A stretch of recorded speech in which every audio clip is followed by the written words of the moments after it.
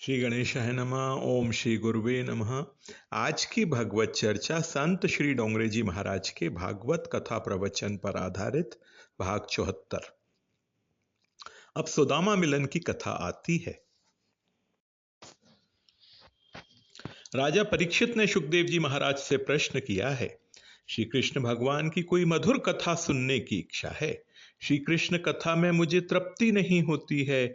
मेरे श्री कृष्ण की कोई मधुर लीला का वर्णन करें। कृष्ण कथा में राजा का प्रेम देखकर सुखदेव जी महाराज प्रसन्न हुए हैं। श्री कृष्ण का हृदय में दर्शन करते हैं, आत्म स्वरूप में नारायण का दर्शन करते हैं। कृष्ण से आसीत सखा कश्चिद ब्राह्मणो ब्रह्म वित्तमः विरक्त इंद्रियार्थेषु प्रशांतात्मा जितेंद्रिय। भगवान श्री कृष्ण के बाल मित्र सुदाम देव की कथा सुखदेव जी महाराज ने बहुत प्रेम से की है। श्री कृष्ण के बाल मित्र सुदामा हैं। सुदामा देव अतिशय गरीब हैं। गरीब तो हैं, किंतु सुदाम देव महान ज्ञानी हैं। सुदाम देव ने ऐसा निश्चय किया है, ज्ञान का फल पैसा नहीं है, ज्ञान का फल परमात्मा है। जो मूर्ख है वह भी पैसा कमाता है, पापी के हाथ में भी पैसा जाता है। अपने ज्ञान का उपयोग मैं पैसे के लिए नहीं करूंगा, अपने ज्ञान का उपयोग मैं परमात्मा के लिए करूंगा। शब्द शास्त्रम महाजालम शास्त्र व्याख्यान कौशलम विदुषाम ही वैदुष्यम भुक्तये न तो मुक्तये। विद्या का फल ज्ञान का फल भोग नहीं है, ज्ञान का फल भगवान है। सुदामदेव महान ज्ञानी है। 4 वेदों का ज्ञान है, 6 शास्त्रों का परिपूर्ण ज्ञान है। बाहर गांव जाकर के थोड़ी कथा करें तो उनको बहुत धन मिले, ऐसा है। किसी यज्ञ में जाएं तो उनको बहुत धन मिले। पैसे के लिए कौन प्रवृत्ति करे। भगवान का ध्यान, भगवान की भक्ति छोड़ करके पैसे के लिए प्रवृत्ति करने की उनकी इच्छा नहीं है। सुदामदेव ने अयाचित व्रत लिया है। अयाचित व्रत का ऐसा नियम होता है कि उसको किसी से कहना नहीं चाहिए। मेरा अयाचित व्रत है, ऐसा भी नहीं बोलना चाहिए। किसी के घर जाना नहीं, घर में कोई आए कुछ दे तो ले लेना। अयाचित व्रत का ऐसा नियम होता है, जिस दिन में जो कुछ मिले सूर्य के अस्त हो जाने के पूर्व सबका उपयोग कर ले। दूसरे दिन के लिए एक दाना भी घर में रखना नहीं। अयाचित व्रत के ऐसे नियम होते हैं। महान ज्ञानी हैं, जितेंद्रिय हैं, महान तपस्वी हैं, बाहर जाते ही नहीं, दिन भर घर में ही रहते हैं। जो सर्वकाल नारायण के पीछे पड़ता है वह प्रायः गरीब ही रहता है। जो सर्वकाल नारायण की भक्ति करता है वह लक्ष्मी जी को अच्छा नहीं लगता। लक्ष्मी जी को भगवान के साथ एकांत में बोलने की इच्छा होती है, भगवान के साथ वार्ता करनी है। लक्ष्मी जी प्रतीक्षा करती हैं, ये भक्त यहां से जाए तो मैं थोड़ी बात करूं। जो भक्त 24 घंटे भगवान के चरणों को पकड़कर रहता है, छोड़ता ही नहीं, लक्ष्मी जी को वह अच्छा लगता नहीं। 2 मिनट भी बोलने नहीं देता है, ये यहां से जाए तो मैं थोड़ी सी बातें करूं। जो सर्वकाल भक्ति करता है वह प्रायः गरीब ही रहता है। प्राचीन काल में जितने भी साधु संत हुए हैं, श्रीमान संत बहुत ही कम है। अधिकतर संत गरीब हैं। सुदाम देव का लग्न हुआ है। शास्त्रों में ऐसा लिखा है, पत्नी की परीक्षा सुख में संपत्ति में नहीं होती है, अति दुख में विपत्ति में स्त्री की परीक्षा होती है। सोने की परीक्षा अग्नि में होती है, ज्ञानी पुरुषों की परीक्षा भागवत में होती है। सुदामदेव जी घर में शालग्राम भगवान की पूजा करते हैं, जल से स्नान कराते हैं, तुलसी पत्र अर्पण करते हैं। भगवान मेरी कथा सुन रहे हैं, भगवान की कथा मैं भगवान को सुनाता हूं, ऐसी भावना है। घर में ही कथा करते हैं, पत्नी कथा सुनती है, आनंद आता है। कैसा बोलते हैं, मेरे पतिदेव महान ज्ञानी हैं। बाहर गांव जाकर ऐसा बोलें तो उनको बहुत सा धन मिले। कहीं जाते नहीं बाहर गांव तो क्या बाहर दृष्टि भी नहीं करते।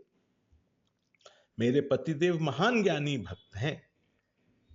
मैं बहुत गरीब हूं, मैं दुखी हूं। मुझे ऐसा लगता है पूर्व जन्म में मैंने कोई महान पुण्य किया है, जो ऐसे ज्ञानी भगवत भक्त पति मुझे मिले हैं।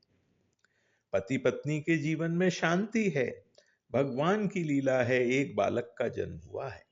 बालक को भूख लगती है, घर में खाने को कुछ नहीं है, कपड़ा नहीं है, बालक रोता है। अनुकूल परिस्थिति में मन को शांत रखना कठिन नहीं है। अतिशय प्रतिकूल परिस्थिति में जिसका मन शांत रहता है, उसकी शांति सच्ची है। सुदामदेव ने अपने मन को समझाया है। शांति से ध्यान करते हैं, जप करते हैं, बालक रोता है, सुन रहे हैं, शांति भंग नहीं होती है। किंतु मां का हृदय तो मां का होता है। मां को दुख होता है, भगवान ने मुझे मां क्यों बनाया, बालक को खाने को कुछ दिया नहीं। मैं वंध्या थी, वही अच्छा था।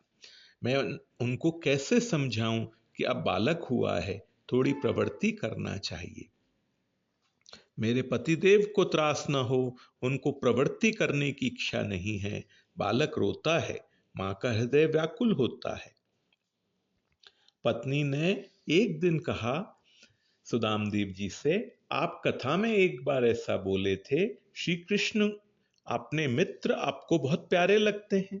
सुदामदेव ने कहा, हाँ देवी, मेरा कन्हैया मित्रों के लिए माखन चोरी हुआ है। चोरी करके माखन खाया नहीं, मित्रों को खिलाया है। मेरे ग्वाल बाल मित्र मेरे जैसे हृष्ट पुष्ट हो जाएं। चोरी करके माखन खाया नहीं, मित्रों को खिलाया है। श्री कृष्ण को मित्र बहुत प्यारे लगते हैं। पत्नी कहती है, मैं एक जगह में गई थी, वहां लोग बातें करते थे, उनकी बातें मैंने सुनी, तब मुझे खबर पड़ी। लोग ऐसा बोलते थे कि आप भी श्री कृष्ण के मित्र हैं। यह बात क्या सत्य है? सुदामदेव ने स्वीकार किया, सत्य है, मैं उनका मित्र हूं। हम दोनों एक ही गुरुकुल में पढ़ते थे, वे मेरे मित्र हैं।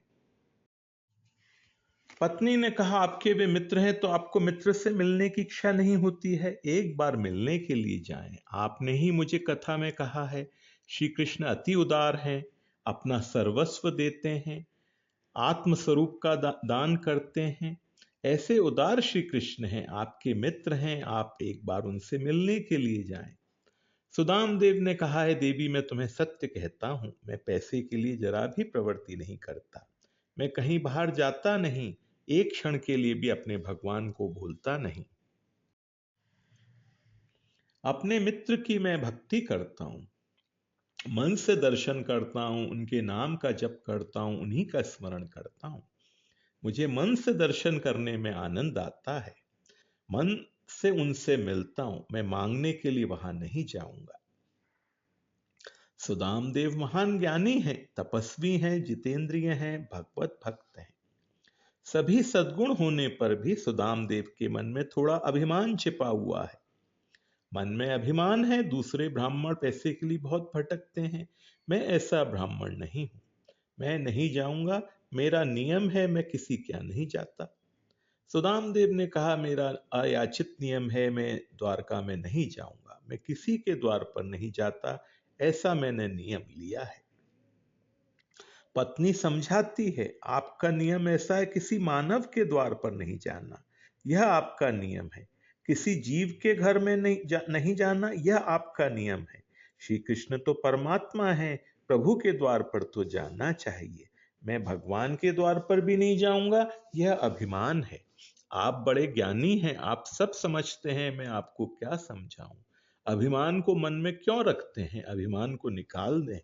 अभिमान अच्छा नहीं है, प्रभु दरबार में जाना ही चाहिए। मैं परमात्मा के दरबार में नहीं जाऊंगा, यह आपका अभिमान है। अभिमान पतन करता है, आप इस अभिमान को निकाल दें। एक बार प्रभु के द्वार पर मिलने के लिए जाएं। मैं ऐसा नहीं कहती कि वहां मांगने के लिए जाएं। वे आपको देखेंगे, समझ जाएंगे, आपका बहुत सम्मान करते हैं। आपने ही मुझे कहा है, वे अति उदार हैं, प्रभु के द्वार पर जाना चाहिए। प्रभु के द्वार पर नहीं जाऊंगा, यह अभिमान है। पत्नी प्रेम से युक्ति से समझाती है।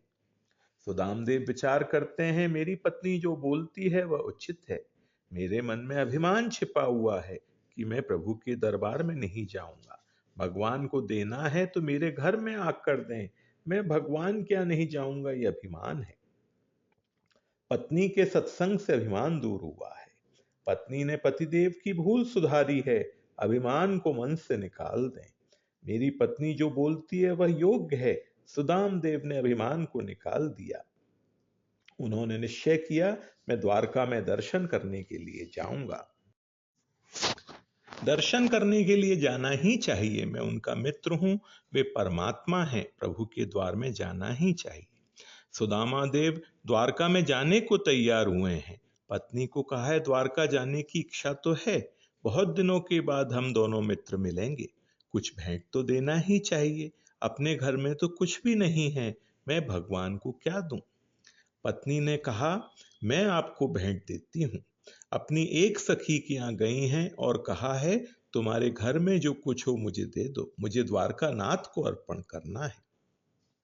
2 मुट्ठी चिवड़ा ले आई हैं।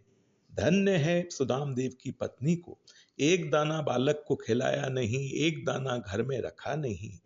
मैं मांगने के लिए गई थी, भगवान के लिए मांग करके लाई हूं, घर में रखने का मुझे क्या अधिकार है?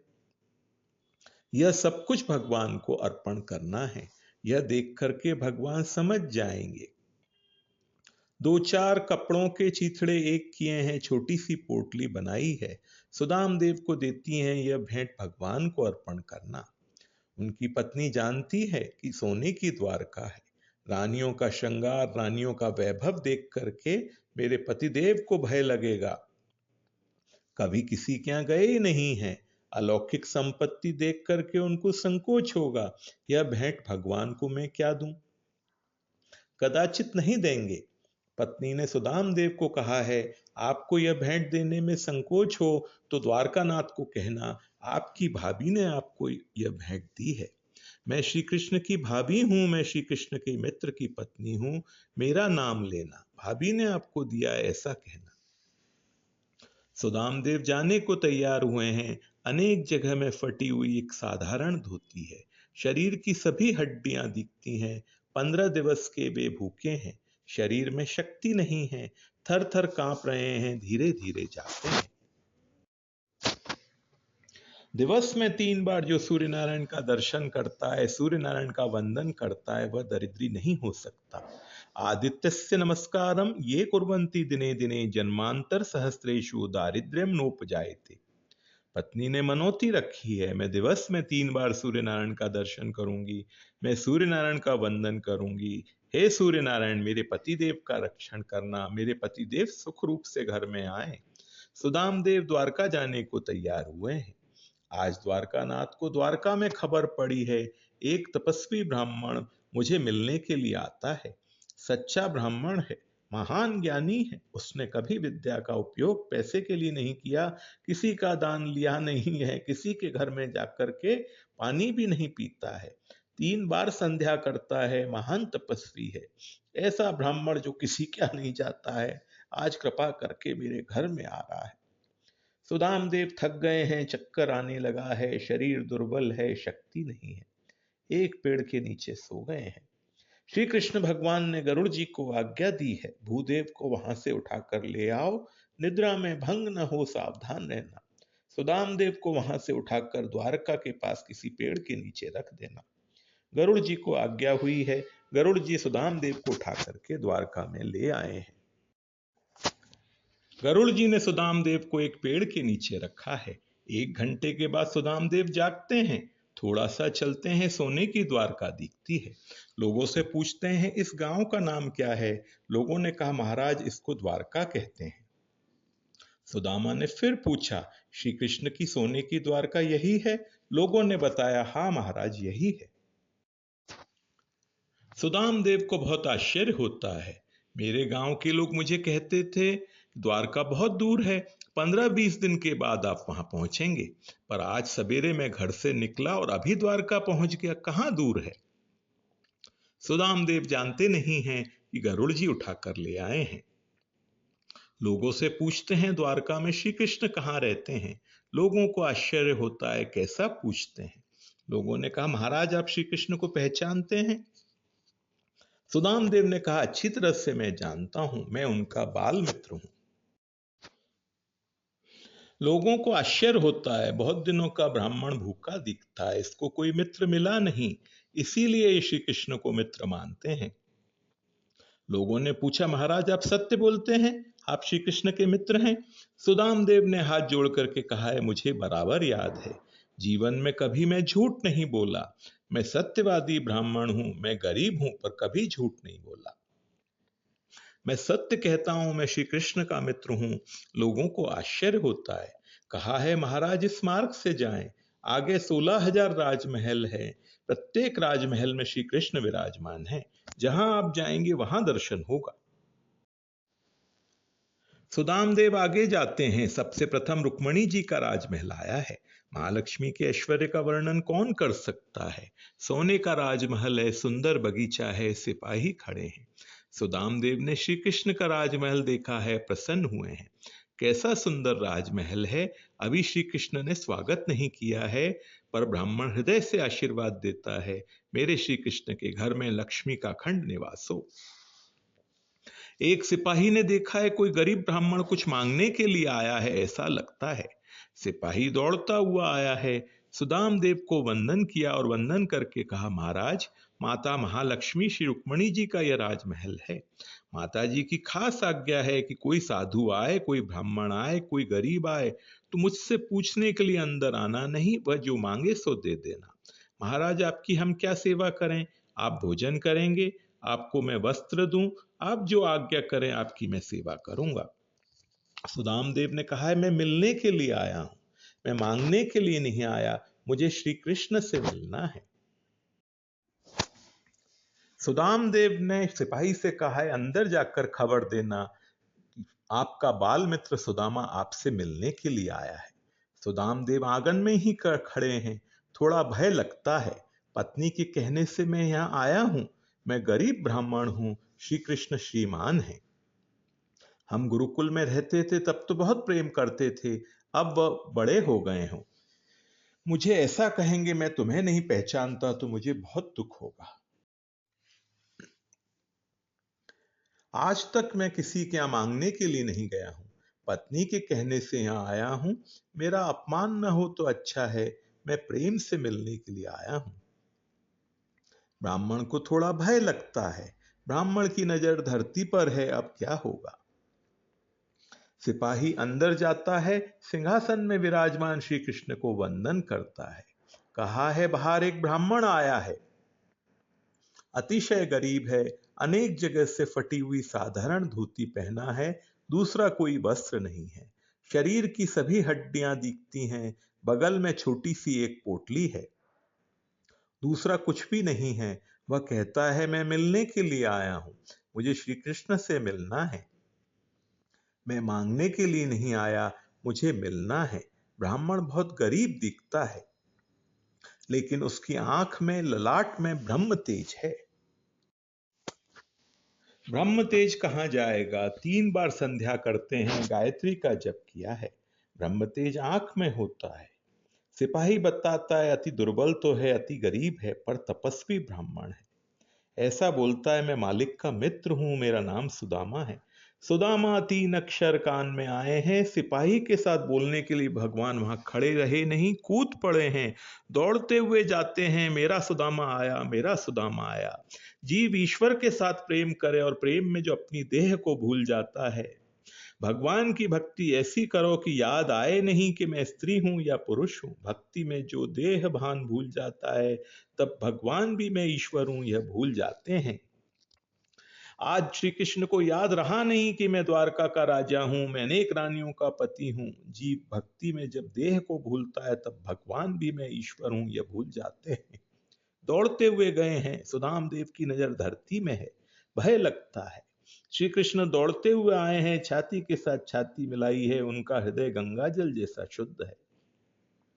आलिंगन दिया है, कंधे पर मस्तक रखा है, शरीर में हड्डियां ही हड्डियां हैं, अस्थियों का स्पर्श हुआ है। तब श्री कृष्ण की आंख में आंसू आ गए हैं। मेरा मित्र है, कितना दुख सहन करता है, यह तो मेरी भूल हो गई। ऐसे पवित्र ब्राह्मण के घर में जाकर उसकी सेवा करनी चाहिए थी, वह किसी क्या नहीं जाता है, मेरी भूल हो गई। मेरे मित्र को बहुत दुख सहन करना पड़ा, रोने लगे हैं, मेरे मित्र की यह दशा हुई है। धैर्य धारण किया है, रुक्मणी जी दौड़ती हुई आई हैं। बहुत से लोग आए, किसी के लिए ऐसा दौड़ते हुए गए नहीं, यह कौन आया है। देखने की इच्छा हुई, रुक्मणी जी दौड़ती हुई आई हैं, देखा दरिद्री अति दुर्बल एक ब्राह्मण है। भगवान ने हाथ पकड़ा है, अंदर ले जाते हैं, सिंहासन पर बिठाया है। आज श्री कृष्ण सुदाम देव के चरणों में बैठे हैं। सुदाम देव ने कहा है मेरे साथ सिंहासन पर बैठो, आप बहुत बड़े हैं, नीचे बैठना उचित नहीं है, मेरे साथ सिंहासन पर बैठो। श्री कृष्ण ने कहा मित्र मैं सत्य कहता हूं, मैं सबसे बड़ा हूं, मैं सबसे बड़ा तो हूं, पर तुम्हारे जैसे ब्राह्मण के आशीर्वाद से मैं बड़ा हुआ हूं, मैं सावधान हूं। श्री कृष्ण को अभिमान का स्पर्श नहीं है, मैं तुम्हारे आशीर्वाद से बड़ा हुआ हूं, मैं तुम्हारे चरणों में ही बैठूंगा। सुदाम देव के मन में थोड़ी शंका थी कि मैं दरिद्री हूं, श्री कृष्ण बड़े श्रीमान हैं, मेरा अपमान तो नहीं करेंगे, इसीलिए भगवान चरणों में बैठ गए हैं। रुक्मणी जी से कहा है पूजा करनी है, रुक्मणी जी जल ले आती हैं। भगवान की आंख से प्रेमाश्रु निकलते हैं, सुदाम देव के चरणों पर पड़ते हैं। आनंद के आंसू ठंडे होते हैं, प्रेमाश्रु ठंडे होते हैं, और दुख के आंसू गर्म होते हैं। सुदाम देव के चरणों पर आंसू गिरे हैं, रुक्मणी जी जल अर्पण करती हैं, धीरे धीरे चरणों की सेवा करते हैं। सुदामा कभी जूता नहीं पहनते थे, चरणों में अनेक कांटे हैं, कांटों को निकालते हैं। मित्र तुम जूता नहीं पहनते हो? सुदाम देव ने ना कहा है, तपस्वी ब्राह्मण है, दिन भर पवित्र रहना है, जूता पहनने से पवित्रता कैसे रहेगी? दिन भर जप करना है।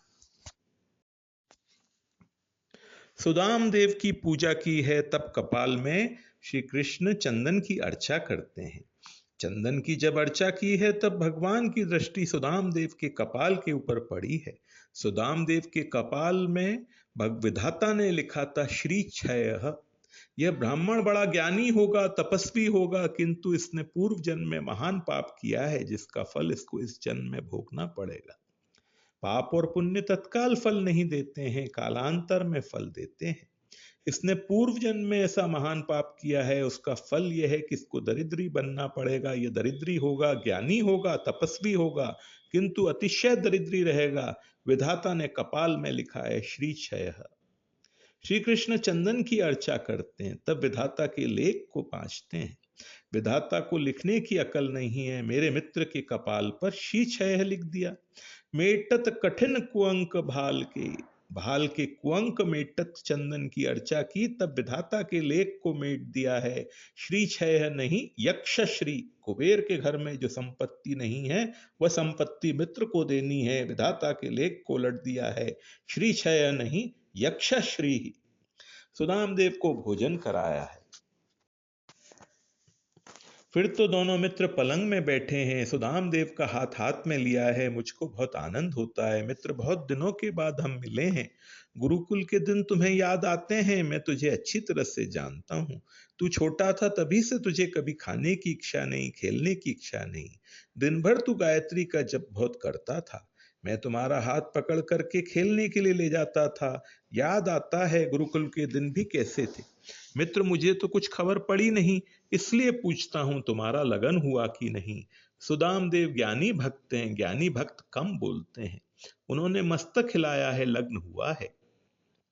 श्री कृष्ण पूछते हैं मित्र सच बताना, भाभी कैसी मिली है?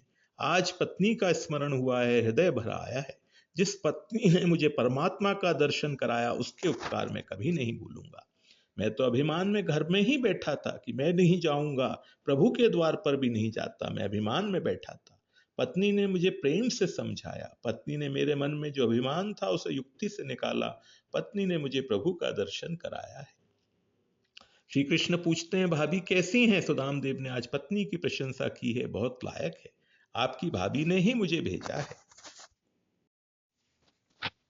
श्री कृष्ण ने कहा मित्र मेरी भाभी ने मेरे लिए कुछ दिया ही होगा। मेरे भाभी ने मेरे लिए जो दिया है वह मुझे दो मित्र, आज मुझे भूख लगी है। रुक्मणी जी वहां खड़ी हैं, रुक्मणी जी को ठीक लगता नहीं। इनका स्वभाव भी ऐसा है, एक बार जिसके पीछे पड़ते हैं फिर इनको कुछ भान ही नहीं रहता है। रुक्मणी जी ने कहा आप मांगते हैं, आपको ये अच्छा लगता है, आप मुझे आज्ञा दें, उसके घर में मैं यहां से सब कुछ भेज दूंगी। रुक्मणी जी के मुख से शब्द निकला गरीब ब्राह्मण आपको क्या देगा? अकेली लक्ष्मी जब बोलती है तब अभिमान के साथ बोलती हैं। आज नारायण लक्ष्मी के साथ नहीं है, आज नारायण सुदाम देव के साथ है। जिस लक्ष्मी को नारायण का साथ नहीं है, नारायण से विमुख लक्ष्मी अभिमान में ही बोलती है। अभिमान में ये शब्द निकला है, गरीब ब्राह्मण क्या देगा, मैं यहां से सब कुछ भेज दूं। सुदाम देव को गरीब ब्राह्मण कहा, भगवान को अच्छा नहीं लगा। भगवान ने रुक्मणी जी से कहा, हम दोनों मित्र प्रेम से बातें करते हैं, तुम क्यों यहां आती हो, जाओ यहां से। रुक्मणी जी को आश्चर्य होता है, ऐसा मित्र प्रेम तो मैंने कभी देखा नहीं है। मुझे कहते हैं जाओ यहां से, अब मुझे घर से निकाल देंगे, इसी को घर में रखेंगे ऐसा लगता है।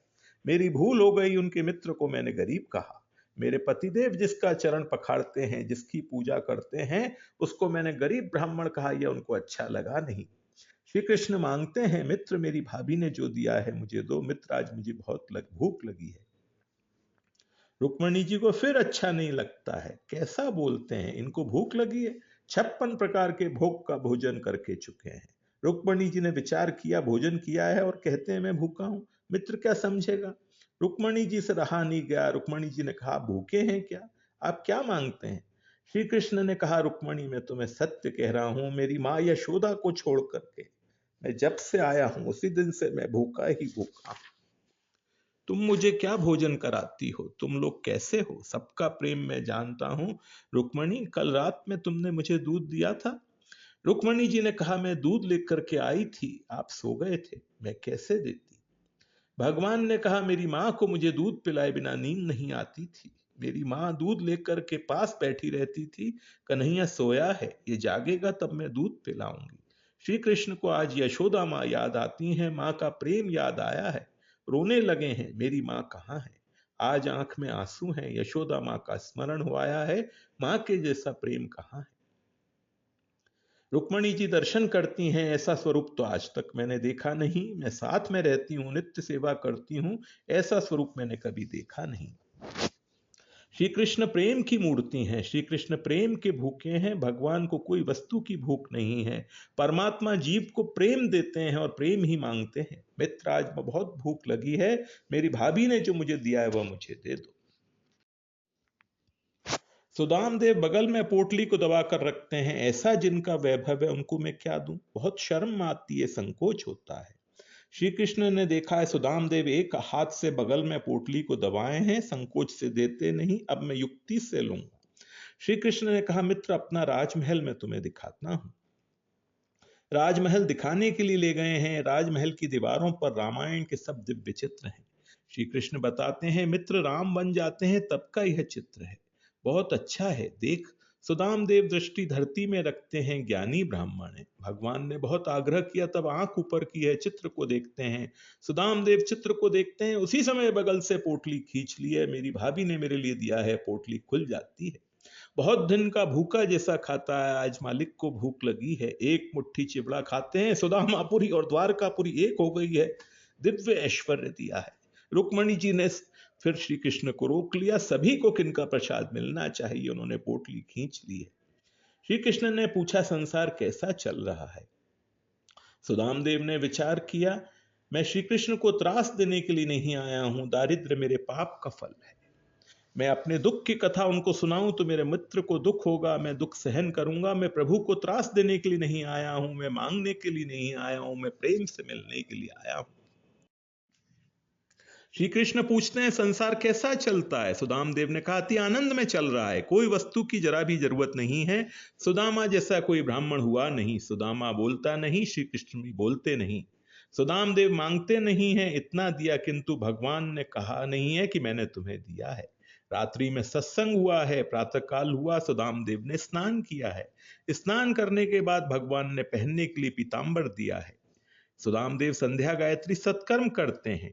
सुदाम देव ने सोचा, मिलने के लिए आया था, एक दिन तो मेरे हक का था, अब यहां बहुत ज्यादा रहना अच्छा नहीं है, श्रीमान लोगों के यहां ज्यादा दिन नहीं रहना चाहिए।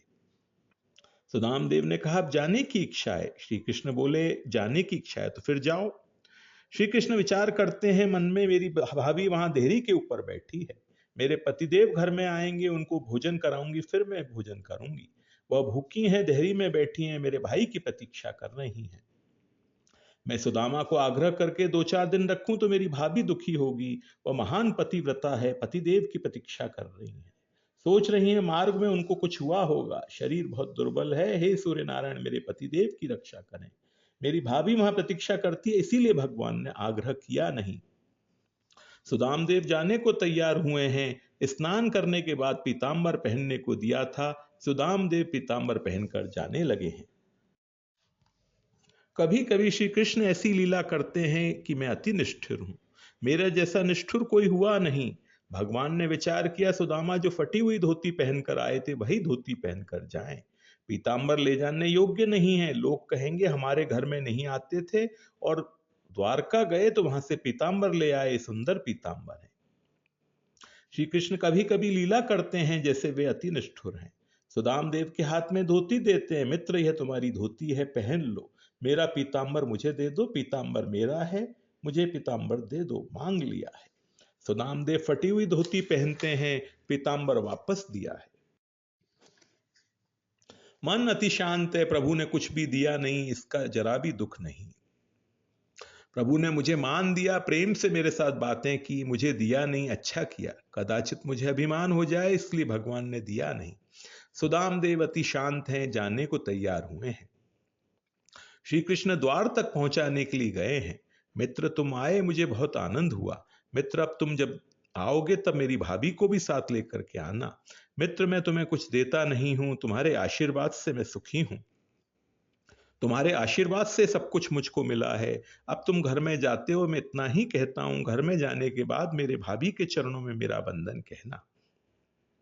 भाभी ने मेरे लिए कैसी सुंदर भेंट भेजी, उसके चरणों में वंदन कहना।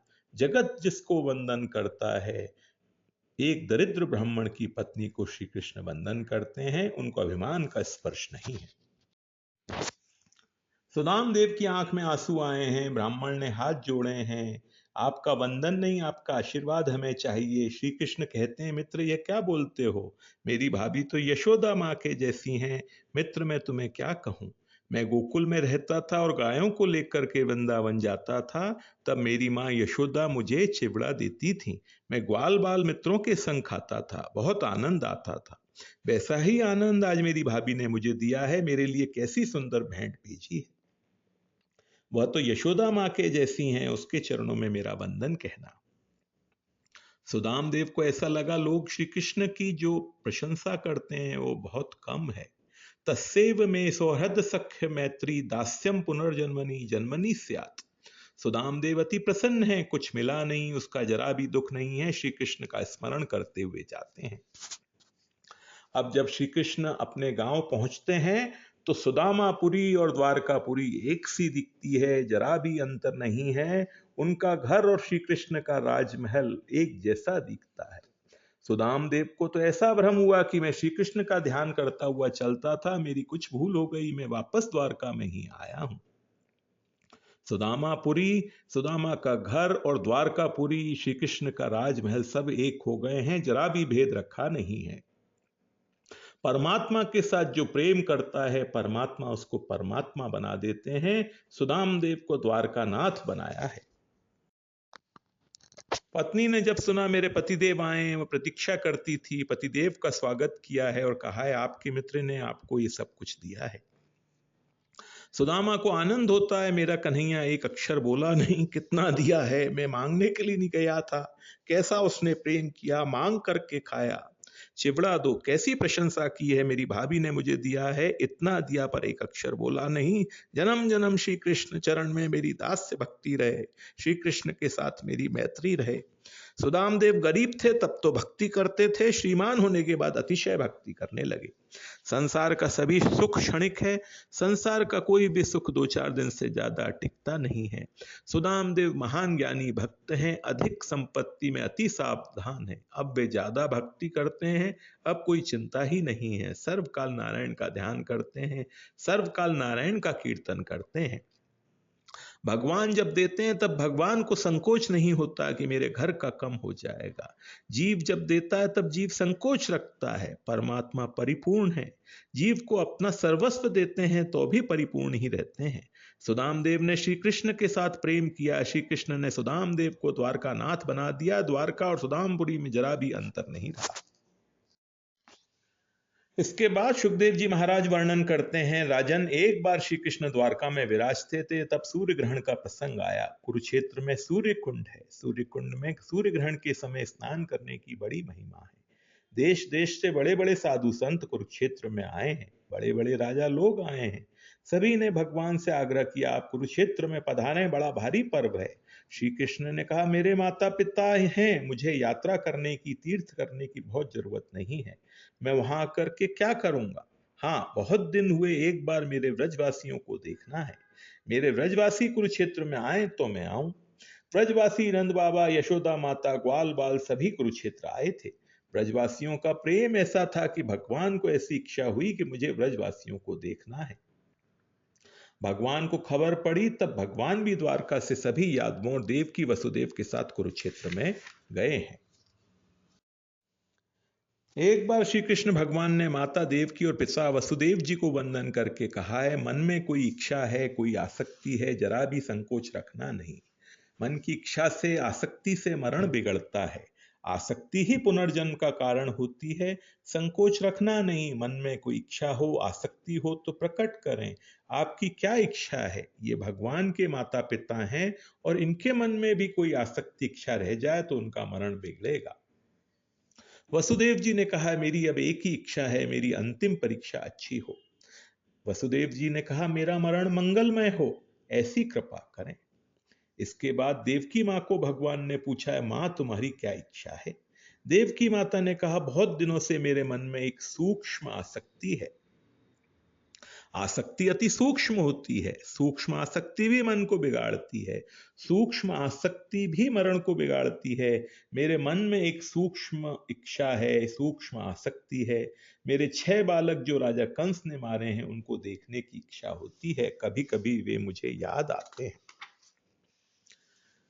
भगवान पाताल में गए हैं, पाताल से भगवान बालकों को ले आए हैं, माता जी को अर्पण किए हैं। मां को आनंद हुआ है। भगवान ने पूछा, मां अब क्या इच्छा है? देवकी माता ने कहा, अब एक ही इच्छा है कि मेरा मरण सुधरे, किसी के पेट में जाने का प्रसंग आए नहीं। जिसका मरण मंगलमय हुआ वह किसी के पेट में जाता नहीं है। आसक्ति का, संसार की इच्छाओं का विनाश करो, सतत भक्ति करो, मरण मंगलमय होगा। वसुदेव देवकी को उपदेश दिया है। सुखदेव जी महाराज आगे वर्णन करते हैं, भगवान एक बार जनकपुरी में पधारे थे, वह कथा है। फिर वेद स्तुति की कथा आती है। वेद भगवान नारायण की स्तुति करते हैं। सुखदेव जी महाराज इसके आगे वर्णन करते हैं, श्री कृष्ण के गुण अनंत हैं, श्री कृष्ण की लीलाएं अनंत हैं, अनंत की कथा का अंत नहीं आता। मेरे भगवान का प्राकट्य मथुरा के कारागृह में हुआ था, वहां से भगवान गोकुल में पधारे, ब्रजवासियों को अलौकिक आनंद का दान दिया है, कंस आदि राक्षसों का विनाश किया है, मथुरा नाथ हुए, द्वारकाधीश श्री कृष्ण हुए। द्वारका नाथ श्री कृष्ण अनेक रानियों के साथ लग्न करते हैं। गृहस्थ धर्म जगत को समझाया है। जो गृहस्थ आश्रम में सावधान है, वह गृहस्थ होने पर भी साधु है। श्री कृष्ण अति सावधान है। गृहस्थ धर्म जगत को भगवान ने समझाया है। कौरव पांडवों के युद्ध का निमित्त किया है, पृथ्वी के ऊपर का भार उतारा है, अर्जुन को, उद्धव को तत्व ज्ञान का उपदेश दिया है। भगवान श्री कृष्ण गोलोक धाम में गए हैं। दशम स्कंद की समाप्ति में फिर से संक्षेप में श्री कृष्ण चरित्र वर्णन किया है। अब इसके बाद में एकादश स्कंध आरंभ होगा। आज की भगवत चर्चा यहीं तक। ओम श्री गुरुवे नमः।